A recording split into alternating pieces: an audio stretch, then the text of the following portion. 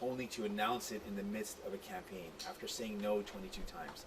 That is not the leadership we need to get through this pandemic. You can trust New Democrats to fight for you. Merci, and with that, I'm ready for any questions you might have. Je vais parler directement aux gens qui habitent en Alberta. Je sais que la situation est tellement dangereuse à ce moment. Les chiffres augmentent. On a parlé avec les travailleurs de santé de première ligne qui ont dit, ils ont dit que c'était déjà un temps tellement difficile. Mais ce qu'on a appris maintenant, c'est le fait que les gens morts à cause de la COVID-19, les hôpitaux sont pleins de gens à cause de la quatrième vague qui frappe fort. Je veux dire clairement que c'est une autre raison pour laquelle on n'aurait dû pas déclencher une élection. M. Trudeau a fait une erreur, c'était une mauvaise décision. Ce n'est pas de leadership de déclencher une élection quand la quatrième vague de la COVID-19 frappe fort. Et maintenant, ça frappe fort en Alberta.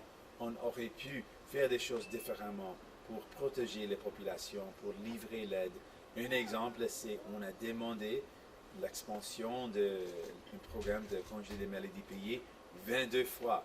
Et 22 fois, M. Trudeau a dit non. Malgré le fait que c'était un programme essentiel pour sauver les vies pendant cette pandémie. Il a dit non aux travailleurs et travailleuses. Ce n'est pas le leadership. Si vous voulez le leadership qui défend les gens, qui protège la population, c'est nous les néo-démocrates. Merci, on est là pour vous. First question, Amy Berger-Oliver, CTV News. Hi, Mr. Singh. Hey there. Alberta is now in a state of public health emergency. I'm wondering if you think it's still appropriate for candidates to be going door to door in their campaign. And I'm wondering if you've changed your advice to candidates, told them not to do that. Given the recent news of what's going on in Alberta, we are changing our approach there. I again want to say to Albertans, this did not have to be this way. Mr. Trudeau called an election when he should have been working on helping people. We've been saying from the beginning we should have been in Ottawa getting help to people. You can count on us to fight for you. I want you to know that we're going to push to get every resource possible sent out to Alberta to get you the help that you need. We will be there for you. We have fought for you in the pandemic. We will fight for you in this crisis right now, and we will fight for you to get out of this. You didn't really answer my question. You said that you are changing your approach, but you didn't provide specifics. So can you specifically say what the approach is going to be different and how? And you also blame Mr. Trudeau, but isn't it Mr. Kenney's fault, the Premier, given that he didn't enact lockdowns or vaccine passports and had a completely open summer, which yesterday he actually apologized for and said that was the wrong approach? Well, there's no question that Mr. Kenney is to blame here and that his leadership has been horrible. But it doesn't also dismiss the fact that Mr. Trudeau called an election while the fourth wave was hitting hard, while everyone knew that it was going to hit, and while he said no 22 times to bringing in an expansion of paid sick leave. He said no to workers. People lost their life because of that. People could have benefited from that paid sick leave right now. And now he announces it in a cynical way, the height of cynicism in the middle of an election. That's a failure of leadership. The federal government can't sit by and watch as people lose their lives. I believe in leadership as finding solutions, not looking for excuses. And Mr. Trudeau was selfish in calling this election. Absolutely, Mr. Kenney is to blame. Mr. Trudeau contributed to the problem by calling the election. Quatrième question, Jean-Sébastien Cloutier. Pour enchaîner sur la question de Annie, pour ce qui concerne l'Alberta, vous attaquez Justin Trudeau. Or, Erin O'Toole a beaucoup moins d'exigences par rapport au passeport. Le gouvernement provincial en Alberta est conservateur. On a vraiment l'impression que stratégiquement, c'est les libéraux que vous voulez attaquer et non les conservateurs, alors que dans ce cas-ci, on pourrait facilement reprocher aux conservateurs plus qu'aux libéraux ce qui se passe. C'est clairement une manque de leadership en Alberta du part de M. Kenney et on doit le blâmer, absolument pas de doute. Mais M. Trudeau a une responsabilité aussi. Il est le Premier ministre. Et le Premier ministre a décidé d'avoir une élection pour les raisons égoïstes au lieu de continuer de faire le travail pour aider les gens dans cette pandémie. Ce qui est pire encore, c'est le fait qu'on a eu une vote dans la Chambre de communes. Et dans cette vote, on a dit que est-ce qu'on doit avoir une élection pendant cette pandémie, oui ou non? M. Trudeau lui-même a voté non. On ne doit pas avoir une élection pendant cette pandémie. plus que 300 députés ont voté non, on ne doit pas avoir une élection pendant cette pandémie. Et il a brisé sa promesse. Et ça coûte cher, parce que si on était au Parlement, à Ottawa, on aurait pu continuer de le travail. On aurait pu livrer plus d'aide. On aurait pu passer des projets de loi pour aider les gens. Donc oui, je blâme le Premier ministre. Et c'était M. Trudeau. Oui, je le blâme pour déclencher une élection au lieu d'aider les gens. Déclencher une élection égoïste. Oui, bien sûr. Et les gens payent les prix pour ces décisions. Notre offre, c'est, on est là pour vous. On est toujours montré comment on se bat pour les gens et on va continuer de le faire. Et en sous-question, justement, vous dites on est là pour vous. On voit que cette pandémie-là, malgré la vaccination, qui est très élevée, n'est pas finie. Que les vaccins ne sont peut-être pas la seule solution, visiblement. Qu'est-ce que vous feriez comme Premier ministre pour améliorer la situation quand vous dites on sera là pour vous?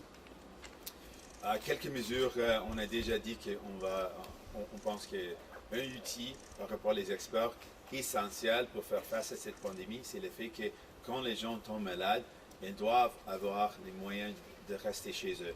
Et la meilleure façon de le faire, par rapport aux médecins, les travailleurs de santé, c'est un programme de congé des maladies payées. Donc, on a demandé ça 22 fois depuis 18 mois, qu'on a besoin d'un programme de congé des maladies qui fonctionne, et c'est exactement ce qu'on va faire. On va s'assurer qu'il n'y a aucune personne au Canada qui doit faire une décision impossible entre aller au travail malade ou rester chez eux sans avoir le paye parce qu'ils n'ont pas accès au congé des maladies payées. Donc ça c'est une chose. Deuxièmement, on a déjà dit qu'un passeport vaccinal c'est essentiel. On aurait dû le faire il y a plusieurs mois, mais c'est quelque chose qu'on encore pense que c'est important de faire. On pense que le gouvernement fédéral a un rôle à jouer pour aider dans la vaccination de le reste de la population, pour promouvoir comment c'est important, pour le rendre plus facile, pour avoir accès au vaccin, parce qu'on sait qu'il y a plusieurs personnes qui veulent être vaccinées, mais qui n'ont pas accès. J'ai parlé avec Hawa dans son comté, il y a des problèmes d'accès parce qu'il n'y avait pas beaucoup des endroits pour avoir la vaccination. Donc, il y a plusieurs choses qu'on peut faire et on va continuer de le faire. Aussi, on est prêt de continuer l'aide aux gens. Dans une pandémie qui frappe fort, on doit avoir accès aux aides financières directes pour les gens qui doivent rester chez eux à cause de cette pandémie. On va continuer de se battre pour les gens. Good morning. You want to be Prime Minister. Would you have intervened, even though it's not federal jurisdiction, and acted to make sure Alberta didn't end up in this health crisis? You know, as the decisions were being made, there were lots of warnings that this is where they would end up. Would you have intervened, whether that means using, you know, invoking the Emergencies Act or something else? Would you have intervened? We were open to using any tools possible to help and to support in the fight against COVID-19. The difference between me and Mr. Trudeau is that I believe that we have to play an active role and not to sit back and say our only job is to secure vaccines and that's it. I believe in a crisis you have to find ways to help out, find ways to support, be more proactive in that solution, be more proactive in aiding. The major thing that we could have done that would have clearly helped people and what experts have said is one of the most important tools is a paid sick leave program that's expanded and that works properly. We've been calling for that 22 times. And 22 times Mr. Trudeau said no. And the thing is, he realized that it was something that we should have done because he promised it in the middle of an election. So for 18 months he said no. 22 times he said no to workers, to people. Knowing that that was one of the most important tools to keep people safe, that would have helped in Alberta, that would have saved lives across Canada. There's many things we would have done differently. Paid sick leave, a proactive role in helping people get vaccinated, a hands-on approach instead of a hands-off approach. Always working with provinces and territories, but being more proactive and understanding that in a crisis, it's not enough to just say, oh, that's my job and that's it. You've got to be involved in finding every solution possible.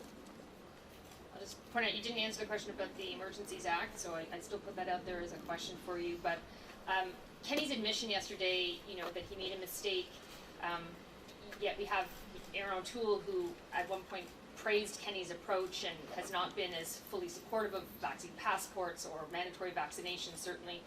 could you support a conservative minority government if that leader is not on the same page as you in terms of vaccine passports and mandatory vaccinations?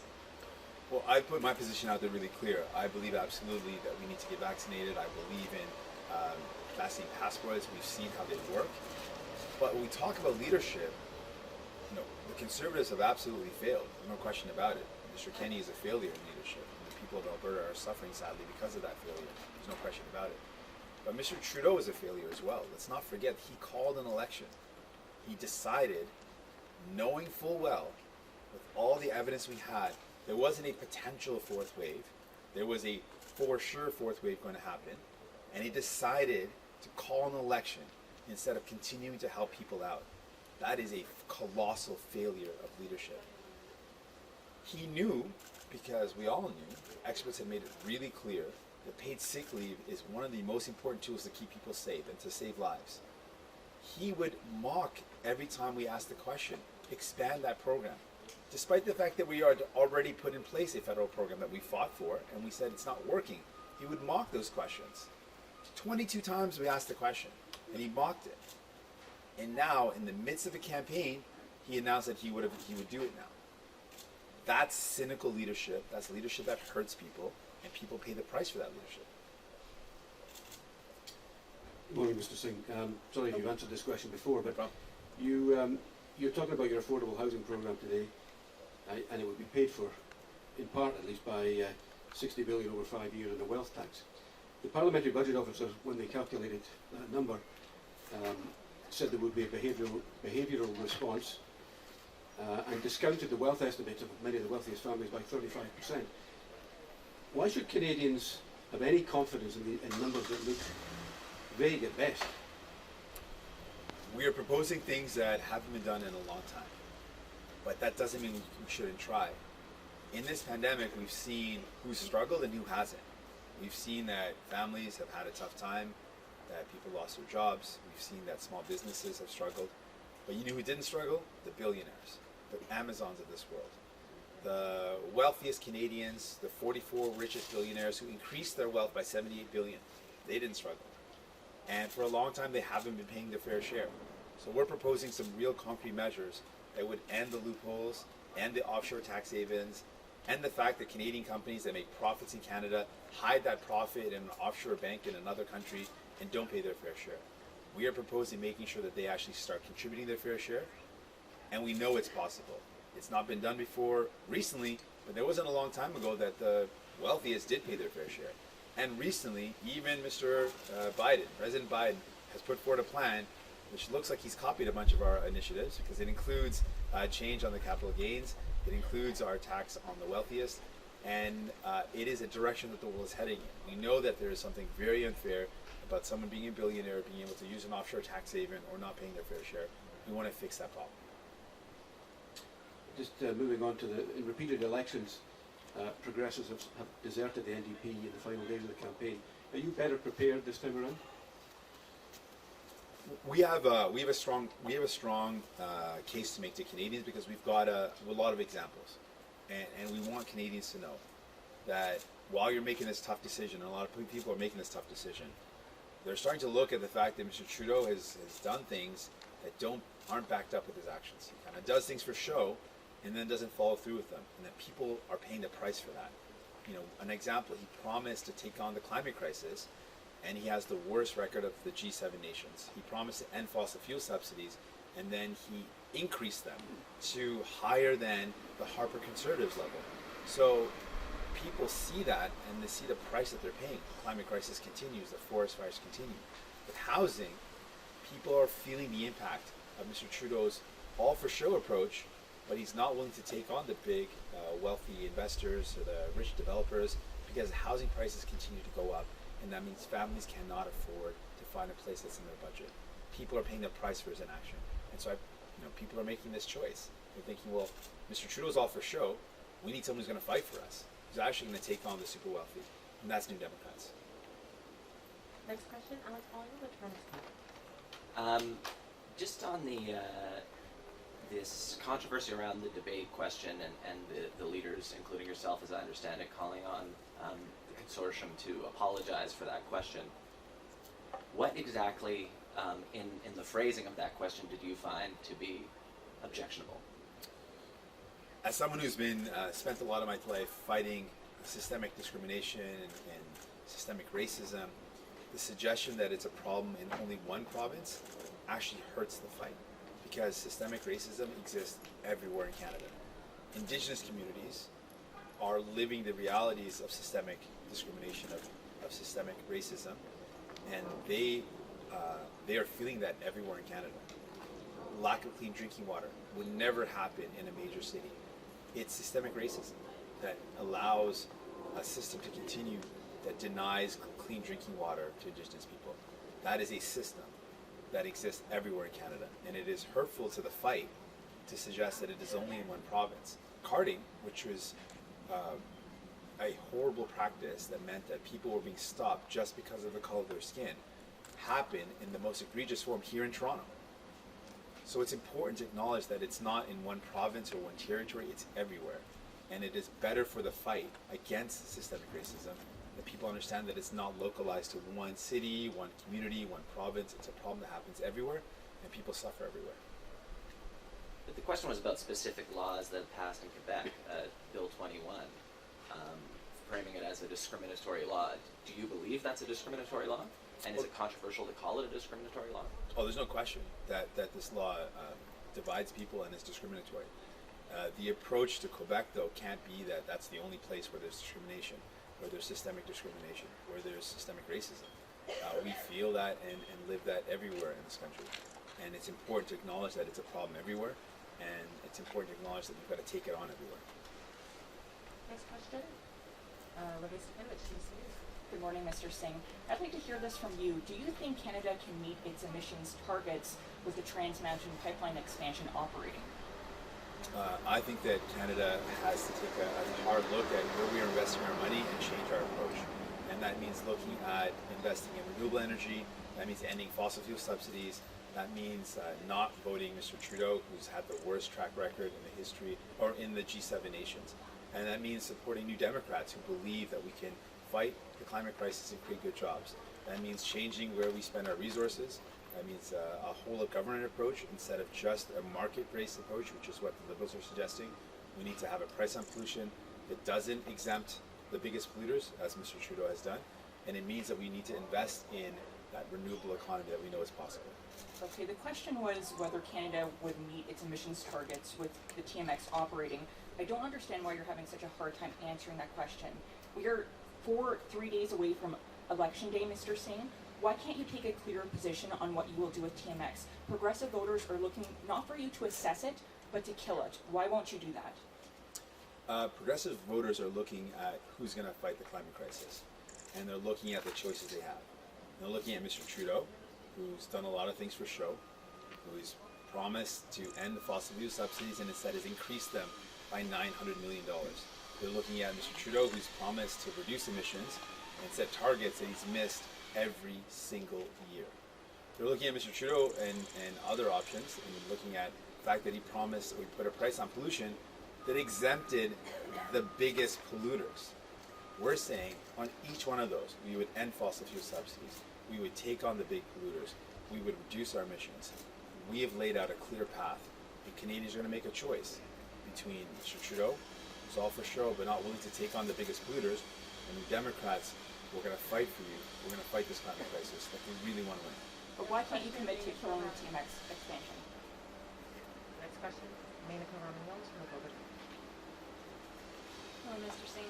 Hey, The Globe and Mail reported today that the US, the UK, and Australia have joined the new defense pact meant to contain China's military might, but Canada is not part of this new pact.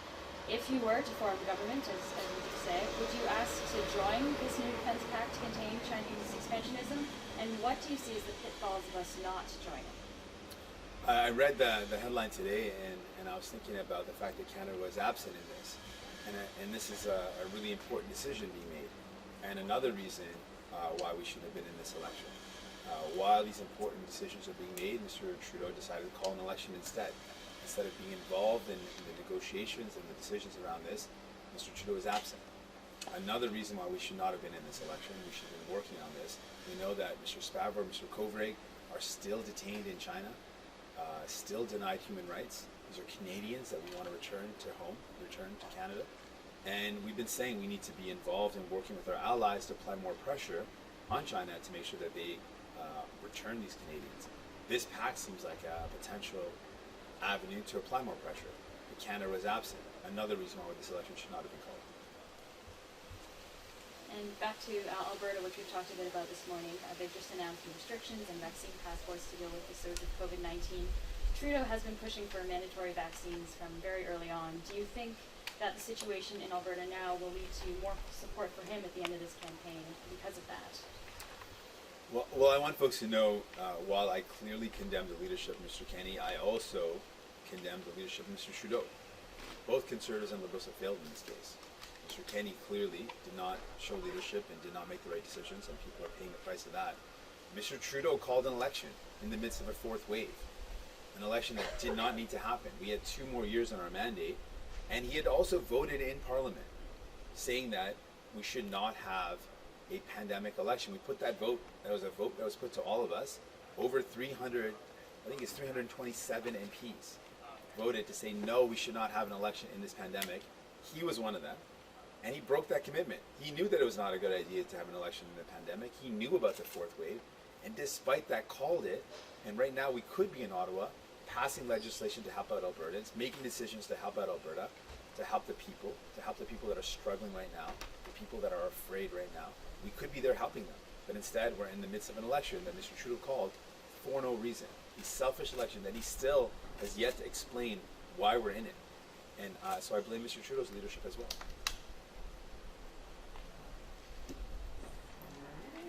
Next question, we have Rama Gill from Good morning, Mr. Singh. Morning. Yesterday, Global News learned that the military justice system can't hold Canada's most powerful generals accountable. Essentially, General Vance cannot be tried. What would you do to improve the military justice system? This is so outrageously unjust. It is so wrong that someone has allegations that should be tried that can't be because of a technicality. And what makes it even worse is that we knew about this in 2015. 6 years ago, Justice Deschamps wrote a report that outlined the serious problems, a climate that was dangerous to women in the Canadian Armed Forces, and outlined a specific solution. She said we need an independent process. Anytime harassment happens, sexual harassment or violence, there needs to be an independent process. That was her number one primary recommendation 6 years ago. You'll all recall that in 2015, Mr. Trudeau became Prime Minister. He sat on that primary recommendation to have an independent process for 6 years. And at the end, when he called an election, his decision was not to implement that primary recommendation, to put in an independent process. He ordered another inquiry with another justice of the Supreme Court. That is outrageous, that is insulting, and that sends a horrible message to women that they're not being listened to, that they're not able to come forward. And that doesn't just send that message in the Canadian Armed Forces, it sends it across Canada. If the highest office of this land is going to ignore the problems faced by women, then where will women ever find any justice? What's your number one solution for the housing crisis in Canada, especially since we're in one of the hottest and largest markets in Canada? Two-pronged approach. One, we've got to get the big money out of housing. People are speculating, property flipping. We're seeing foreign investment driving up the cost of housing. So we've got to get that pressure out of the market, get that big money out of the market. And we've got two ways to do that. One, a foreign buyer's tax. Second, change the capital gains that would discourage the existing incentive in property flipping. And then the second approach is to invest massively in building homes that are affordable, building more cooperatives, building and supporting not-for-profit projects, incentivizing the building of truly affordable homes, using federal land in cities strictly for the building of affordable homes and affordable housing, not, as Mr. Trudeau tried to do, luxury condos, something that we pushed back and fought and won. We believe that we need to take on this crisis with all the resources we can. Next question, Tori Malone, the Canadian Press. To follow up on my colleague's question from much earlier, can you explain the details of how your campaign will change in Alberta? And will candidates still be door knocking? We are making that assessment right now, and we're looking at what change should happen given how bad things are, given the recent information.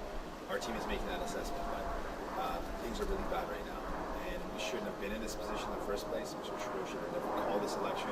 We should have been in Ottawa working on how we can help people out. People of Alberta are suffering right now, and they need our support. We want folks to know we're going to fight for you. We're going to make sure you get the help you need. We're going to be making calls and pushes to get the military and every resource possible to get out, healthcare professionals and other resources to get out there to help you out. Would the NDP ever be open to taxing capital gains on primary residences? And if not, why? Do you think it's time to consider rethinking retirement plans that are based on home ownership? And if so, why not tax capital gains? Absolutely not. That would never happen under a new Democrat government. We're never going to tax primary homes. You can be absolutely sure of that. But we are absolutely going to go after property flippers. People that flip properties and use our housing market as a stock market, yes, we're going to discourage that. We're going to stop that. I think that's hurtful to the housing market. We're going to go after foreign investment. We don't think people should have to compete with multi-million-dollar, multi-billion-dollar corporations in purchasing their home. So we're absolutely going to get the big money out of housing, but we will not in any way target primary home ownership. Not at all. Next question, Mackenzie Grace, CTV News. Good morning, Mr. Singh. Morning. Do you think it would be appropriate for federal leaders to go to Alberta in the final days of the campaign to campaign? That's an assessment that we're looking at right now. It's an important question and an important assessment to make.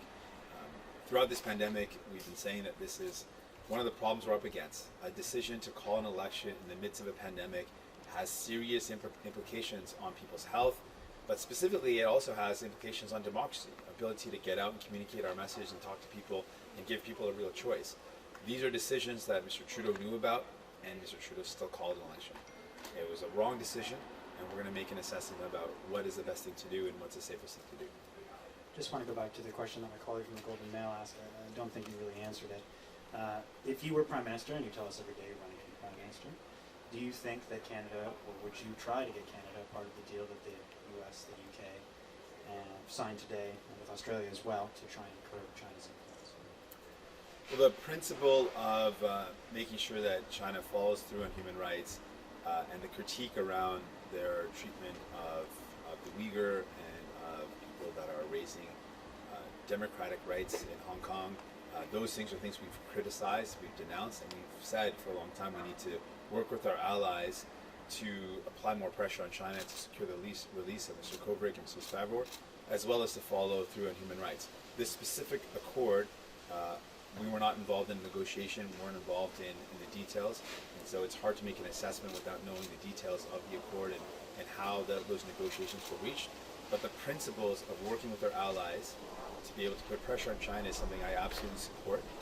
And the fact that we are not a part of this accord and we were not involved in it is another reason why this was a bad decision to have this election.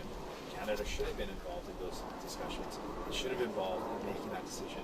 But we don't know anything about that because Mr. Trudeau called an election instead. J'ai déjà dit à plusieurs reprises que j'appuie l'idée de mettre la pression sur la Chine à cause des problèmes, des violations des droits de la personne, les inquiétudes par rapport à la communauté ouïghour et aussi les gens qui se battent pour la démocratie en Hong Kong. Donc on a déjà dit qu'on critique l'approche de la Chine et qu'on doit travailler avec nos alliés pour mettre la pression sur la Chine, premièrement aussi pour retourner nos Canadiens, M. Spavor et M. Kovrig, qui sont dans les prisons en Chine depuis plus de 1000 jours. Donc on a déjà dit ça et on continue d'avoir cette position, mais le fait que cet accord était signé par les autres pays, comme l'Angleterre et l'Australie, c'est un autre exemple pour lequel on n'aurait dû pas déclencher une élection et une autre raison pour laquelle M. Trudeau était tort pour déclencher une élection, parce qu'on n'était pas dans cette négociation, cette discussion. On ne sait pas les détails et pourquoi on n'est pas partie de cet accord. Une autre raison pour laquelle M. Trudeau n'aurait dû pas déclencher cette élection. Thanks so much. Merci. I just have a quick question. Do you support end to old growth logging in BC? Yeah, I support protecting our forests, absolutely. Yeah, yeah.